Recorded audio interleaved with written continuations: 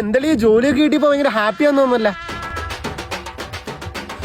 Happy ഞാന്. നിനക്ക് ജോലി ഉണ്ടാ? ജോലിയാ? പോടാന്ന്. കടം വല്ലതും ഉണ്ടാ?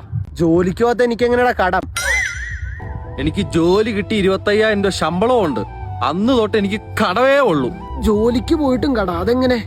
രാവിലെ 8 മണിക്ക് ഞാൻ ഓഫീസിൽ കയറണമെങ്കിൽ 6:30 വീട്ടിൽ നിന്ന് ഇറങ്ങണം. 6:30 ഞാൻ വീട്ടിൽ നിന്ന് ഇറങ്ങണമെങ്കിൽ 5:30 ഞാൻ എണീക്കണം. ഇപ്പൊ ഓഫീസ് എന്റെ വീട് പോലെയാടാ. വീട് കിടന്നുറങ്ങാനുള്ള സ്ഥലം മാത്രമാ. ഇതിന്റെ ഇടയ്ക്ക് എനിക്ക് മനസ്സിലായി. തുമ്മാൻ പോലും സമയമില്ലടാ. ഇതിന്റെ ഇടയ്ക്ക് 25,000 രൂപ ശമ്പളം ഉണ്ടെങ്കിൽ 5,000 ഞാൻ വാടകയ്ക്ക് മാറ്റി വെക്കണം. 2,000 രൂപ ഞാൻ ഡീസലിന് മാറ്റി വെക്കണം.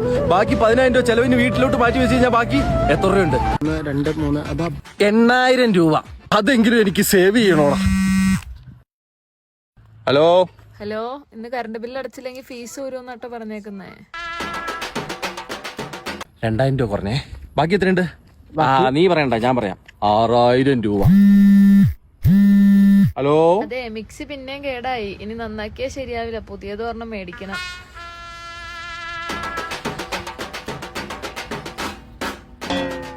എല്ലാം കഴിഞ്ഞ് ഇനി 2,000 രൂപ ബാക്കിയുണ്ട്. അതെങ്കിലും പോക്കറ്റിൽ വെക്കണം.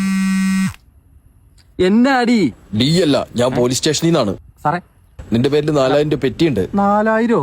ആ അല്ല സാറേ, 2,000 ഉള്ളൂ. അതൊന്നും എനിക്ക് കേൾക്കണ്ട, സമൻസ് ആവും. പെട്ടെന്ന് അടച്ചേരെ. നിന്റെ കൈ വല്ല 2,000 മറക്കാണ്ടാവോ? ജോലിക്ക് പോകാത്ത ഞാൻ എങ്ങനെടാ? അത് ശരിയാ. പലിശയ്ക്ക് വല്ല ആളുണ്ടോ? ഒരാളുണ്ട്. നമ്പർ അയച്ചു തന്നിട്ടുണ്ട്. പോണേ. താങ്കളുടെ നിലവിലെ പ്ലാൻ അവസാനിച്ചിരിക്കുന്നു. പുതിയ പ്ലാനിനായി റീചാർജ് ചെയ്യുക.